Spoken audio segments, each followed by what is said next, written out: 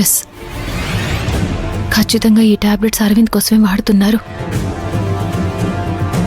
అరవింద్కే problem ఉంది.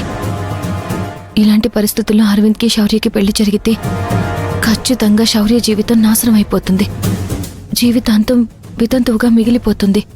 ఇందుకేనా పిన్ని గారు ఎన్నిసార్లు ఇన్ని మాటలు అన్నా సరే తెలుసో తెలియకో నేను తిట్టినా కొట్టినా అవేమీ పట్టించుకోకుండా శౌర్యతో పెళ్లి జరగాలని ప్రయత్నించారు.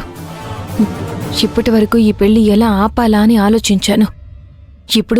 ఇప్పుడు ఖచ్చితంగా ఆపి తీరాలి. శౌర్య ప్రేమించే సిద్ధార్థని కాదని ఆ అరవింద్కి ఇచ్చి చేస్తే రేపు అరవింద్కి ఏమైనా జరిగిన తర్వాత శౌర్యకి మళ్ళీ పెళ్లి చేయడం కుదురుతుందా?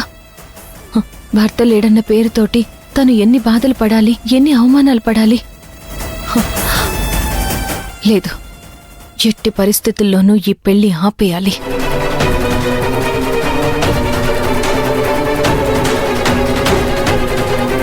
కేవలం అనుమానంతో నిర్ణయం తీసుకోవడం కాదు. ఈ టాబ్లెట్స్ అరవింద్ వాడుతున్నాడో లేక సుజాత పిన్ని గారు వాడుతున్నారో తెలియకుండా నాకు నేను ఊహించుకుని ఇప్పుడు నేనేం చేసినా మళ్ళీ ప్రాబ్లం అవుతుంది. ఫస్ట్ నేను దీని గురించి ఒక క్లారిటీ తీసుకోవాలి. ఆ తర్వాతే ఏం చెయ్యాలనేది తర్వాత ఆలోచిద్దాం.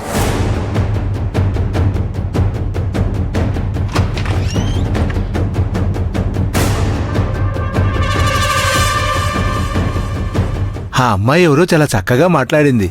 ఈ విషయం ఆ అమ్మాయికి చెప్తే తనే నన్ను ఫేమస్ చేసేస్తుంది. ఇదిగో అమ్మాయి, నీకోసమే వెతుకుతున్నానమ్మా. నాకోసమా? ఏంటి పూజారి గారు? ఇందాక మాటల మధ్యలో వెళ్ళిపోయావు కదమ్మా, నీకు అసలు విషయం చెప్పలేదు కదా. ఏ విషయం అండి? ఈ మ్యారేజీ నా వల్లే జరుగుతుంది. ఈ విషయం సుజాత గారు నీతో చెప్పారో లేదో? ఇందాక మీరే చెప్పారు కదండి మీ వల్లే జరుగుతుందని. ఎందుకు ఏంటి అని ఇప్పుడు నాకు అవసరమా ఇదంతా? సుజాత గారి కొడుకు అరవింద్కి ఏదో పెద్ద జబ్బుందన్న విషయం ఎవ్వరికీ తెలీదు, కానీ నాకు తెలుసు.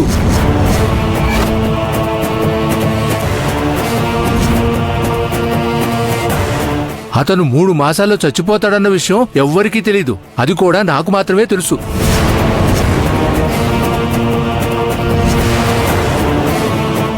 అబ్బాయి జాతకాన్ని పరిశీలించి దీర్ఘసుమంగళి జాతకం ఉన్న అమ్మాయితో ఆ అబ్బాయికి వివాహం జరిపిస్తే ఖచ్చితంగా బతుకుతాడని చెప్పాను.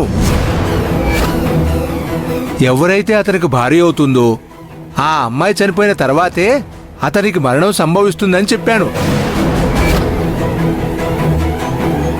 అందుకే సుజాత గారు మీ ఆడపడుచు జాతకం తీసుకొచ్చి నాకు చూపించారు. ఆ అమ్మాయి జాతకం ప్రకారం పూర్ణాయుష్కురాలు. అయితే ఆ అమ్మాయి ప్రాణాలతో ఉన్నంత వరకు ఆ అబ్బాయికి ఏమీ కాదు. కానీ ఇంత చేస్తున్నప్పటికీ నా గురించి ఎవరికీ తెలియడం లేదు. ఆ విషయం మాట్లాడదాం అనుకుంటే ఇందాక ఎవరో వచ్చి నేను తీసుకెళ్ళిపోయారు. ఏమీ లేదమ్మా, ఈ మధ్య ప్రతి వాళ్ళు సోషల్ మీడియాలో ఫేమస్ అయిపోతున్నారు. వాటికి సంబంధించిన వివరాలేవి నాకేమీ తెలీదు. నువ్వు చూస్తే బాగా చదువుకున్న అమ్మాయిలా కనిపిస్తున్నావు. నువ్వే కాస్త నన్ను ఫేమస్ చేయాలి. మిమ్మల్ని ఫేమస్ చేయడం ఏంటండి? ఏం చేయాలని మీ ఉద్దేశం? ఏమీ లేదమ్మా, నువ్వు గాని నా గొప్పతనాన్ని 10 మందికి తెలిసేలా చేశావంటే కొన్ని రోజుల్లోనే ఊరంతా నా పేరు మారుమోగిపోతుంది. దాన్ని నువ్వు సోషల్ మీడియాలో పెట్టి నువ్వు నన్ను ఫేమస్ చేయాలి. మీ పేరు మారుమోగిపోతుందా? ఎలా? ఎందుకు అవ్వదమ్మా? డాక్టర్ గారు ఏం చెప్పారు? ఆ అబ్బాయి ఖచ్చితంగా 3 మాసాల్లో చచ్చిపోతాడని చెప్పారు.